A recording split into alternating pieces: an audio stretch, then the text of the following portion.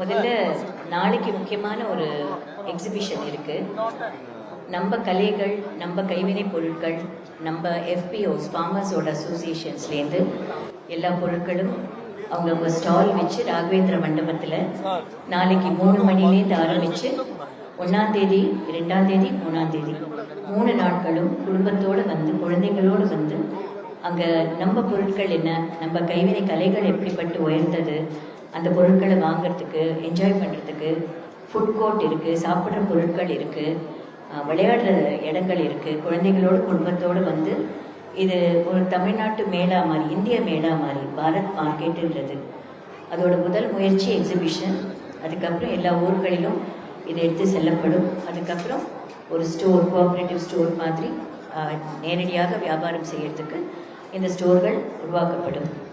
என் கூட president of Bharat Seva Sitharaman sir இருக்கார். அவர் தான் குளோபல் பிரசிடெண்ட்டாக இருக்கார். இப்போது உலகம் ஃபுல்லாக இருக்கிற எல்லா விதமான சப்போர்ட்டும் நம்ம ஸ்டேட், நம்ம நாடு செழிப்பாகவும் அந்தந்த ஊரில் வளமாகவும் இருக்கிறதுக்கு எல்லா விதமான முயற்சிகளும் பண்ணுறதுக்கு என்னோட சேர்ந்துருக்கிறவங்க.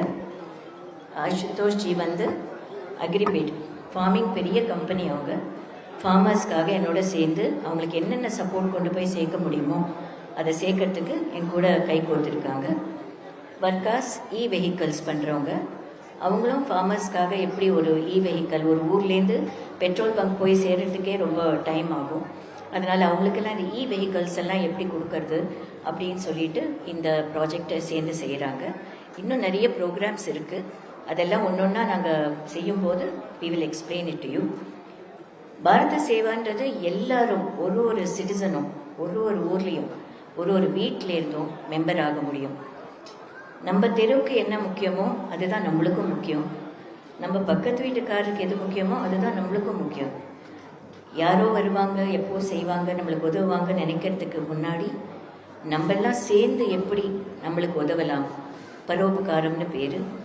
அது நம்ம செய்யக்கூடிய ஒரு ப்ராஜெக்ட் தான் பாரத சேவா. இதில் நிறைய டிவிஷன்ஸ் இருக்குது. Farmers division, cottage industries division. அதுக்கப்புறம் அவேர்னஸ் கொண்டு வருது. இன்றைய வாழ்க்கை முறை எப்படி இருக்குது, இது அடுத்த ஜெனரேஷனுக்கு நம்ம எதை கொண்டு போய் சேர்க்குறோம் தெரியாமே சேர்த்துட்ருக்கோம். ஒரு சின்ன ஒரு மொபைல் இன்ஸ்ட்ருமெண்ட்டால் எத்தனை எம்ப்ளாய்மெண்ட் போயிருக்கு. இந்த இன்ஸ்ட்ருமெண்ட்டே இன்றைக்கி வாழ்க்கைன்னு ஆயிடுச்சு, சோஷியல் மீடியாவே வாழ்க்கைன்னு ஆயிடுச்சு. இதெல்லாம் தாண்டி இந்த மென்டல் ஹெல்த், இமோஷ்னல் ஹெல்த் அப்படின்னு ஒன்று இருக்குது. அந்த இமோஷ்னல் ஹெல்த்தை காப்பாற்றினா தான் குடும்பத்தையும் காப்பாற்ற முடியும், வீட்டையும் காப்பாற்ற முடியும், நம்ம நாட்டையும் காப்பாற்ற முடியும். மென்டல் இமோஷ்னல் ஹெல்த் சின்ன குழந்தையாக இருக்கிறதுலேருந்து வர வேண்டிய ஒரு விஷயம். அது திடீர்னு வருதில்லை. அதற்கு வேணுங்கிற சூழல் நம்ம நாட்டில் இருக்கணும், ஸ்டேட்டில் இருக்கணும்.